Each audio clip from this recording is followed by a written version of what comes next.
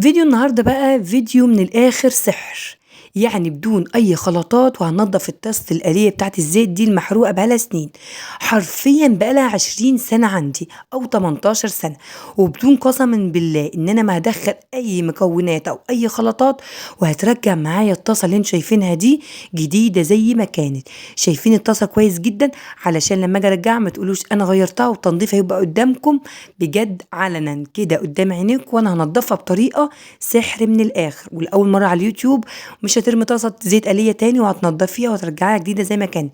تعالوا نشوف بقى هننضفها ازاي. بس حبيت اوريكم جزء من الفيديو كده وانا بنضف. شايفين بتطلع معايا بكل سهوله. خطوتين هعملهم بدون اي خلطات بدون اي مكونات. هعمل حاجتين هعملهم هترجع معايا الطاسه جديده زي ما كانت. تابع الفيديو للنهايه لان كل خطوه في الفيديو مهمه جدا.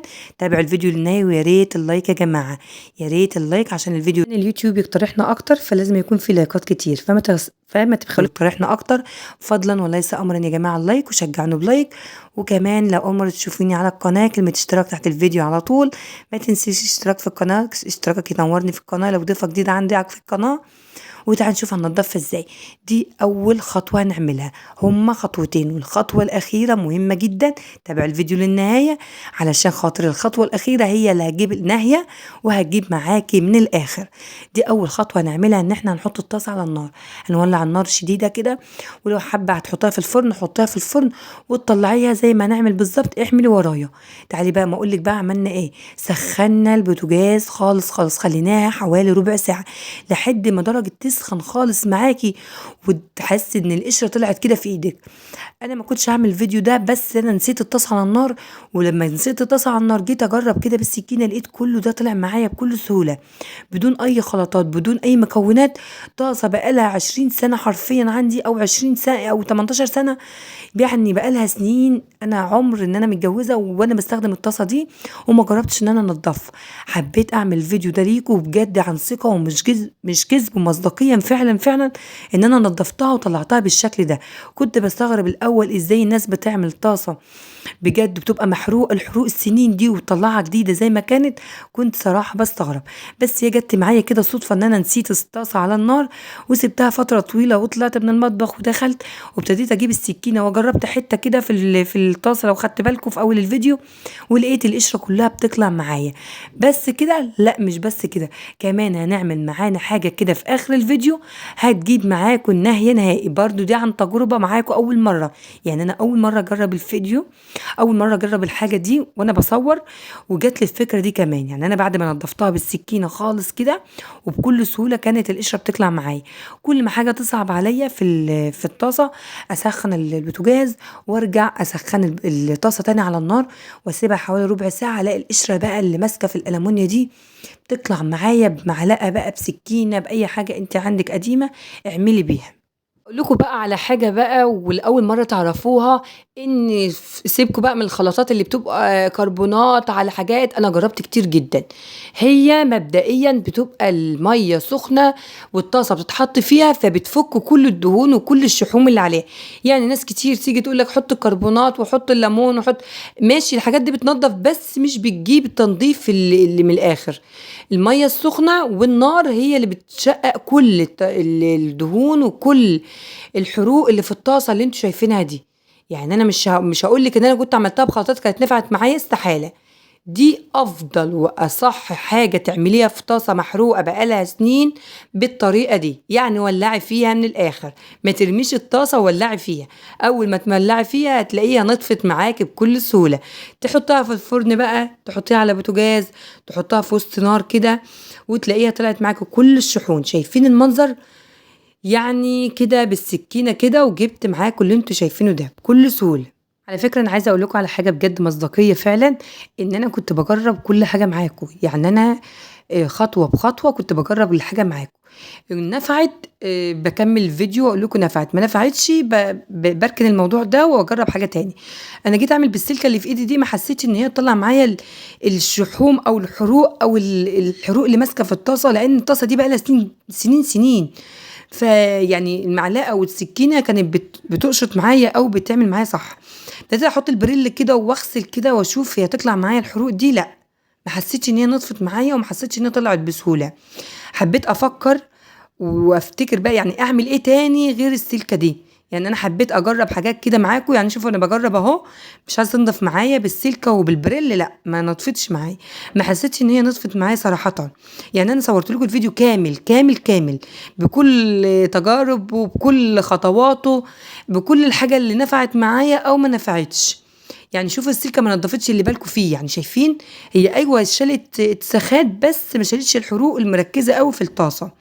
هبتدي اجرب حاجه تاني دلوقتي معاكم برضو، شايفين المنظر، مش الدرجه اللي انا عايزاها او النظافه اللي انا عايزاها. هبتدي اجرب حاجه معاكم دي بقى، ودي اجيب النهي خالص بقى واجيب من الاخر. وطبعا دي يعني بعد تنظيف الاساس، يعني لازم ننظف الاساس وبعد كده نستخدم الحاجه اللي انا هستخدمها دلوقتي. اول حاجه اللي انا هجيبها دلوقتي وهتيجي الفكره في بالي واعملها. يعني هي الفكره جات لي في بالي كده وانا بنضف الطاسه، لقيت السلكه الناشفه دي مش جايبه نتيجه، ففكرت في حاجه تاني. قلت الحروق دي بقى هعمل فيها ايه، مش عارفه بصراحه، يعني خلاص انا جبت اخر كده. لقيت حته صنفره عندي، ودي فكره عبقريه كنتش اتوقعها وما كنتش اتخيلها. ابتديت اخد حته صنفره كده، ابتديت اجرب معاكم برضو بنفس المنظر كده زي ما بقول لكم. ابتديت اجرب اشوف كده بحته صنفره كده واجرب هتنضف فعلا الحروق. كانت الحروق والشحوم والصدى اللي ماسك في قلب الألمونيا خالص، شايفين يعني دي حاجة صعب جدا تشال. ومفيش خلطات هتشيلها ابدا، ما تقوليليش بقى خلطات، او ممكن تحطيها في ميه مغليه وشويه كربونات وشويه خلطات ممكن تشيل. بس دي من الاخر، الصنفره دي من الاخر. اللي تابع الفيديو معايا للنهايه بقى هو بقى اللي فاز باخر خطوه دي، لان في ناس بتسمع الفيديو من الاول وتطلع. لا دي بجد بتجيب النهايه معايا. الصنفره دي بتعمل الكوش البوتاجاز، بتعمل الطاسات، بتعمل اي حاجه عندكم مصديه وماسكه فيها اتساخات شديده جدا. دي هتجيب لكم الاخر. اقول لكم فكره الصنفره دي جات لي وانا بنضف الطاسه برضو، يعني ما كنتش عامله حسابها خالص، وكانت حته قطعه كده موجوده عندي ب5 جنيه كبيره جدا. ابتديت اجرب بيها حته كده قبل ما ابدا الفيديو، لقيتها نفعت معايا فقمت عرضها في الفيديو. يعني حبيت اجرب كل خطوه بخطوه معاكم بجد. يعني حاجه مصداقيه ان انا كل حاجه بوصلها لكم بجد فعلا حقيقي. وابتديت بقى كل حته صدى كده امسك الصنفره وانضفها كويس قوي. يا ريت تقولي لي انت بتابعيني من انهي بلد، ويا ريت الناس اللي لسه واصله معايا لحد الفيديو لحد دلوقتي، شكرا جدا على متابعتكم للفيديو. ويا ريت تقولي لي بتابعيني من انهي بلد عشان ارحب بيكي في القناه. وتعالوا نشوف بقى الخطوه اللي بعد كده. هم خطوتين معايا، حطيتهم على النار، نضفت الطاسه، وبعد كده الصنفره بقى ابتديت تجيب بقى من الاخر او تنضف. هتشوفوا بعد الصنفره الطاسه في الاخر هتطلع معايا ازاي. لكم هتشوفوا الفرق بجد. يعني لو كنت جبت لكم حته جزء من الطاسه كده في الاول كنت هتقولوا طبعا الطاسه مش هي خالص. ابتديت اصنفر بقى كده زي شغل بتوع الناس اللي بتصنفر الخشب والحاجات اللي زي دي. صنفرتها وصلتها، شوفوا شايفين المنظر، كل حته كده اخدها بالصنفره تك تك كده زي ما انتم شايفين، تقوم جايبه معايا من النهايه خالص. هبتدي بقى اغسلها خلاص كده. إيه كده خلاص جبت اخري معاها وخلاص. هبتدي بقى اغسلها بقى بسلكه كده خشنه او سلكه ناعمه وشويه بريل، عندك صابون من البلدي الاسمر ده والابيض ممكن حلو جدا للالمونيا جدا جدا. ابتديت اوريكم بقى وانا بغسلها، دي الخطوه الاخيره خالص بقى.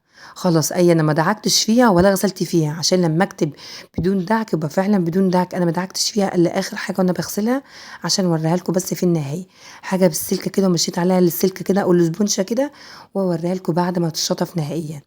عايزه اقول لكم بدون دعك بدون غسيل جامد بقى ولا صعب قوي تغسليه.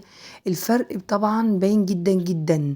الجزء اللي منضفش معايا حلو مكان الايد او المقبض عشان معرفتش اجيبه كويس، ومعرفتش افك المسامير بتاعته لان المسامير ضغط فما قدرتش افك المسامير. بجد الطاسه رجعت معايا بتبرق.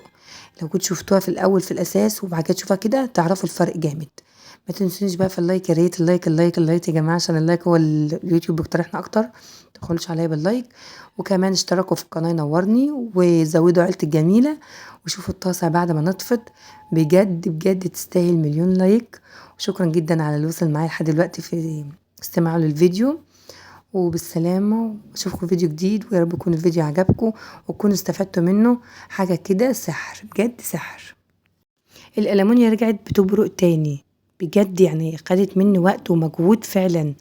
مش هاقول لكم إن ما تعبتش، لأ، هي خدت مني وقت ومجهود جامد، بس هي عايزة طولة بال، وفعلًا نطفت معايا لدرجة حلوة جدًا، يعني بجد، بجد يعني حاجة بدل ما ترميها رجعناها جديدة زي ما كانت.